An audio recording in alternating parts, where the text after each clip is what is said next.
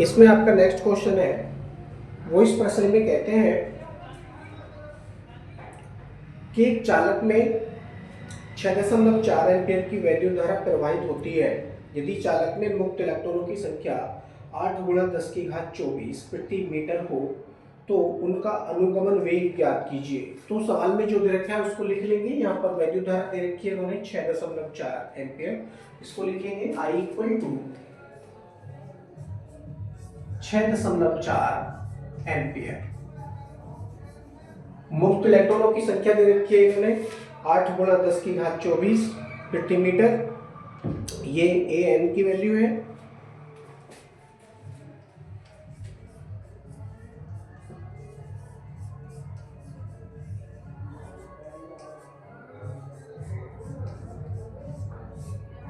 और इसमें अंतर भी है क्योंकि तार के प्रति एकांक आयतन में इलेक्ट्रॉनों की संख्या को केवल स्मॉल एन से शो करते हैं, लेकिन ये प्रति मीटर दे रखा है इन्होंने, इसलिए ए एन की वैल्यू हो जाएगी एन इक्वल टू 8 गुणा 10 की घात 24 प्रति मीटर। पूछते हैं हमसे अनुगमन वेग। मान लीजिए तार का अनुप्रस्थ परिच्छेद क्षेत्रफल ए है, उसके प्रति एकांक आयतन में मुक्त इलेक्ट्रॉनों की संख्या स्मॉल एन तथा तार में वैद्युत धारा आई है, तब उनका अनुगमन वेग हो जाएगा Vd equal to J upon Ne। अनुगमन वेग क्या हो जाएगा?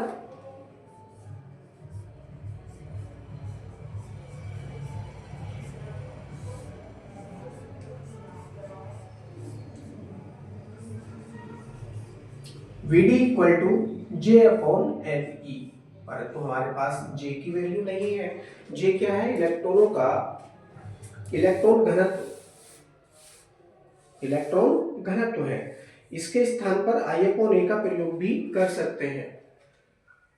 J यानी धारा घनत्व होता है, इसलिए इसके स्थान पर I अपॉन A का यदि आप प्रयोग करेंगे तो क्या हो जाएगा? I अपॉन A यहाँ आ जाएगा और Ne ये इस तरह से हो जाएगा। I अपॉन ANE ये सूत्र आपका कुछ इस तरह से हो जाएगा। अब हमारे पास में सारी वैल्यूज ये दे रखी है, एक एक करके हम सारी वैल्यू रखेंगे और कैलकुलेशन करेंगे, जो भी आएगा वो answer. Vd equal to I की वैल्यू आपके पास में है 6.4 अपॉन AN की वैल्यू आपके पास में है कंप्लीट 8 गुणा 10 की घात 24 गुणा और स्मॉल ई की वैल्यू आपके पास में है 1.6 इंटू 10 की पावर माइनस के 19 कूलम। ठीक है, अब काट फिट करेंगे यहाँ से 1.6 से 6.4 को काट लीजिए, 4 बार कटेगा। इस 8 को काट लीजिए, 2 बार कटेगा। अब देखिए पावर कितनी है, यहाँ पर 24 है प्लस की और यहाँ पर है 19 माइनस की, घटा लेंगे तो बचेंगे यहाँ पर केवल 5। ये ऊपर जाएंगी तो किसके हो जाएंगे? ये माइनस की पावर हो जाएंगे। यानी मैं इसको क्या करके लिख सकता हूँ, या करके Vd इक्वल टू 10 की पावर 5 बची थी माइनस की, ऊपर जाके तो 10 की पावर में इसको 6 इंटू 10 लिख सकता हूँ, अपॉन में ये 2 बच रहा है।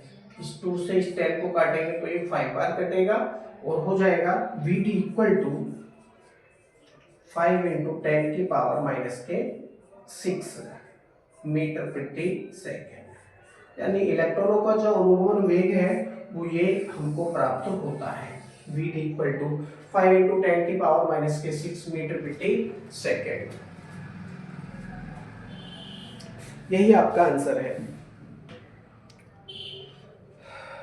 नेक्स्ट क्वेश्चन है, वो इस क्वेश्चन में कहते हैं कि 4 गुणा 10 की घात माइनस के 3 मीटर चौड़े, 25 गुणा 10 की घात माइनस के 5 मीटर मोटे तथा 6 गुणा 10 की घात माइनस 2 मीटर लंबे एक एन टाइप सिलिकॉन के नमूने की लंबाई के बीच वोल्टता लगाने पर उसमें 4.8 मिली एम्पियर की वैद्युत धारा प्रवाहित होती है। पूछते हैं धारा घनत्व का मान क्या है। यदि मुक्त इलेक्ट्रॉनों का घनत्व 10 की घात 22 प्रति मीटर की पावर 3 हो तो नमूने की पूरी लंबाई को तय करने में इलेक्ट्रॉनों को कितना समय लगेगा यदि E इक्वल टू 1.6 इंटू 10 की पावर माइनस के 19 कूलम हो तो। जो दे रखा है उसको लिख लेंगे इसमें।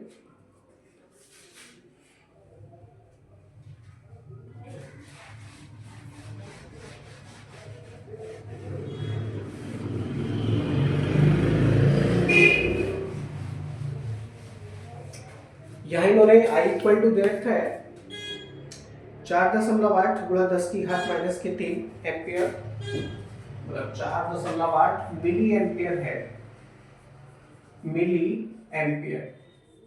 इसको हम एम्पियर में चेंज कर लेंगे तो हो जाएगा 4.8 गुणा 10 की पावर माइनस के 3 मीटर, सॉरी एम्पियर।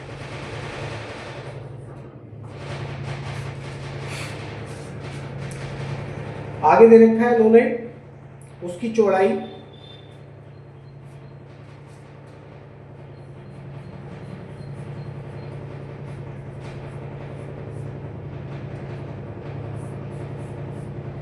यानी ब्रीथ इक्वल टू 4 गुणा 10 की घात माइनस के 3 मीटर।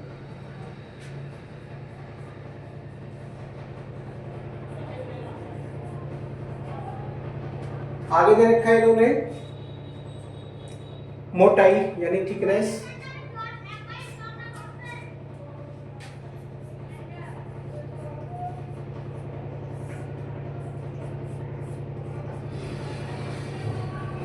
टी इक्वल टू दे रखा है इन्होंने 25 गुणा 10 की घात माइनस के 5 मीटर।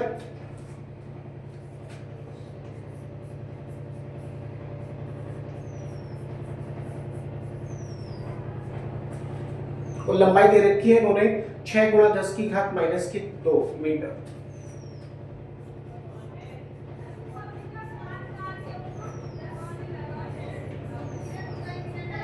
लंबाई L इक्वल टू दे रखा है इन्होंने 6 गुणा 10 की घात माइनस के 2 मीटर।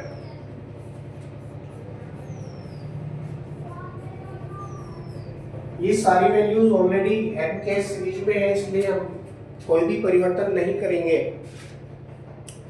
धारा दे रखी थी वो हमने लिख दी है 4.8 मिली एम्पियर। पूछते हैं यदि मुक्त इलेक्ट्रॉनों का घनत्व 10 की घात 22 प्रति मीटर की पावर 3 हो तो।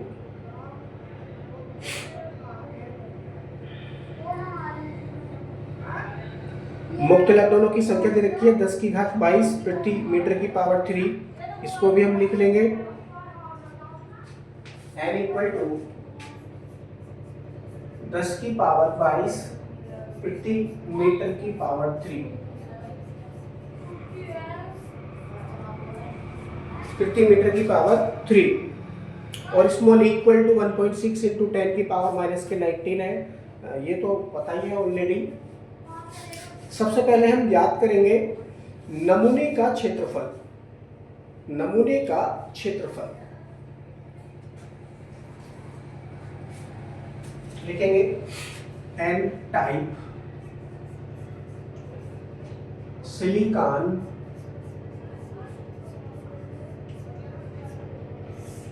नमूने का क्षेत्रफल।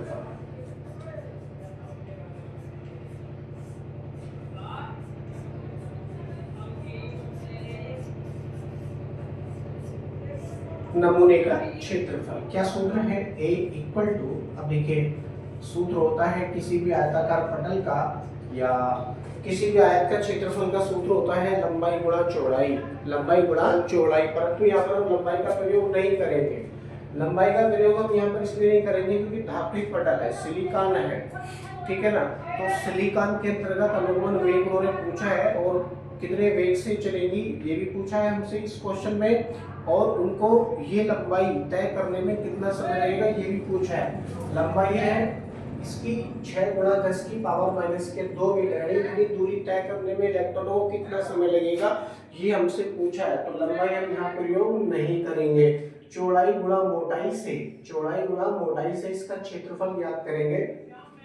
तो क्या हो जाएगा? Equal to B into T. B into T करेंगे तो क्या प्राप्त होगा जरा देखते हैं। इक्वल टू बी की वैल्यू आपके पास में है 4 इंटू 10 की पावर माइनस के 2 3 इंटू, और टी की वैल्यू आपके पास में है 25 गुणा 10 की पावर माइनस के 5। 25 चौके 100, यानी ये हो जाएगा 100 गुणा 10 की पावर माइनस के 3, ये 5, ये कितने हो गए? 8 हो गए मीटर की पावर 2। इतना क्षेत्रफल आ जाएगा, ठीक है, इतना क्षेत्रफल ये आ जाएगा। ज्ञात करेंगे धारा घनत्व।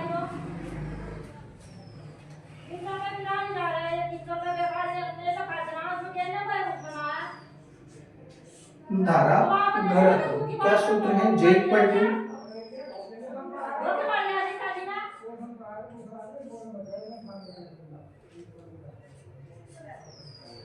आई अपॉन ए।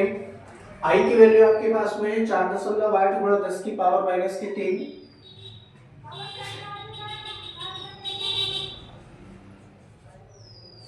पूरे के बटे, और ए की वैल्यू आपके पास में है 100 गुणा 10 की घात माइनस के 8, यानी इसको मैं लिख सकता हूँ 10 की पावर माइनस के 6 केवल। ये पावर जब ऊपर जाएगी तो किसकी हो जाएगी, प्लस की हो जाएगी, यानी J इक्वल टू हो जाएगा आपके पास 4.8 गुणा 10 की पावर कितना, 6 में से 3 जाएगा तो बचेगा केवल 3, और मात्रक है एम्पियर प्रति मीटर की पावर 2।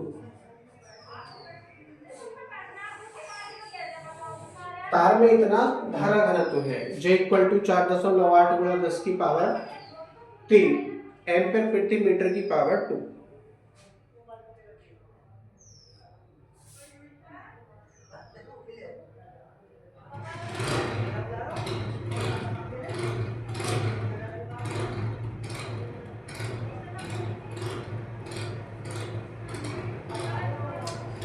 अब हम ज्ञात करेंगे इलेक्ट्रॉनों का अनुगमन वेग, क्योंकि ये वैल्यू हमारे पास में होना बहुत जरूरी है। आगे इन्होंने ये भी पूछा है, यदि मुक्त इलेक्ट्रॉन घनत्व 10 की घात 22 प्रति मीटर की पावर 3 हो तो नमूने की पूरी लंबाई को तय करने में इलेक्ट्रॉनों को कितना समय लगेगा। तो समय बराबर क्या होता है, दूरी बटे चाल। समय बराबर दूरी बटे चाल, ये सूत्र का यहाँ पर प्रयोग होगा। समय बराबर दूरी बटे चाल। समय बराबर दूरी बटे चाल का प्रयोग करते हुए हम ये समय ज्ञात कर सकते हैं। दूरी कितनी है हमारे पास में, इसकी लंबाई के बराबर ही दूरी हो जाएगी, यानी L अपॉन, और चाल क्या है, यानी अनुगमन वेग Vt।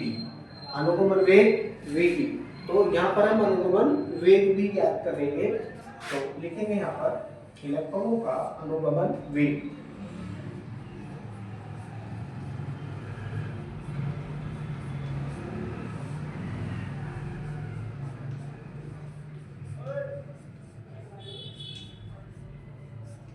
अनुगमन वेग Vd इक्वल टू, सूत्र है J upon N E. J upon N E रखेंगे वैल्यू 4.8 गुणा 10 की पावर 3 है, मैं इसको 4800 भी लिख सकता हूँ। कितना, 4800 पूरे के बटे n। n की वैल्यू आपके पास में है 10 की पावर 22, 10 की पावर 22 इंटू स्मॉल ई। स्मॉल ई की वैल्यू आपके पास में है 1.6 इंटू 10 की पावर माइनस के 19। दशमलव हटाओ तो ऊपर बढ़ेगा, एक और जीरो, 16 से 27 को काट सकते हैं, 3 बार कटेगा। इसके साथ में 1 2 3 जीरो, तो 3 जीरो आप ये लगा दीजिए। अब 10 की पावर 22 है, प्लस की है, और 10 की पावर है माइनस के 19। घटा लेंगे तो बचेंगे केवल 10 की पावर 3, प्लस की नीचे ऊपर जाएंगे तो ये पावर हो जाएंगी माइनस की। तो हो जाएगा Vd इक्वल टू 3000 गुणा 10 की पावर कितना बचेंगे, 22 में से 19 जाएंगे तो 3, इसको ऊपर ले जाएंगे तो माइनस की 3 हो जाएंगे। इस माइनस की 3 पावर से पूरा ये 10 की पावर प्लस की 3 है, खत्म हो जाएंगे और बचेगा केवल 3, यानी Vd इक्वल टू 3 मीटर प्रति सेकेंड। इलेक्ट्रॉनों का जो अनुगमन वेग है वो कितना प्राप्त हुआ है हमको, Vd इक्वल टू 3 मीटर प्रति सेकेंड ही प्राप्त हुआ है। अब मान लीजिए पूरी लंबाई तय करने में इलेक्ट्रॉनों को लगा समय t है, t है।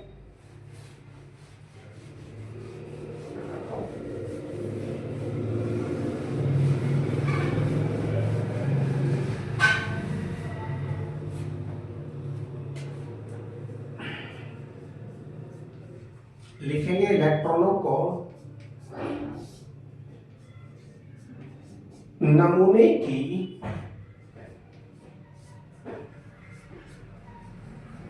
पूरी लंबाई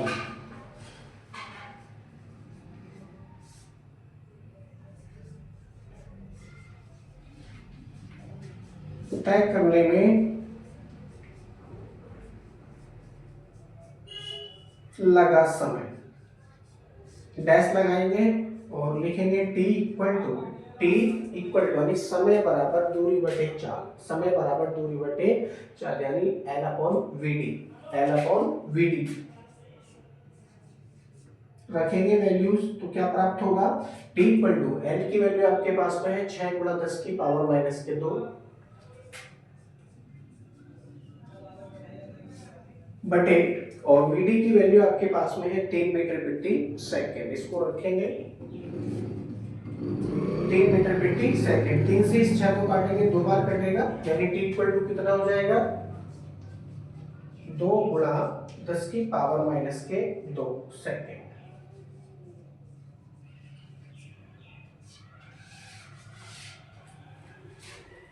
ये आपका आंसर आ जाता है।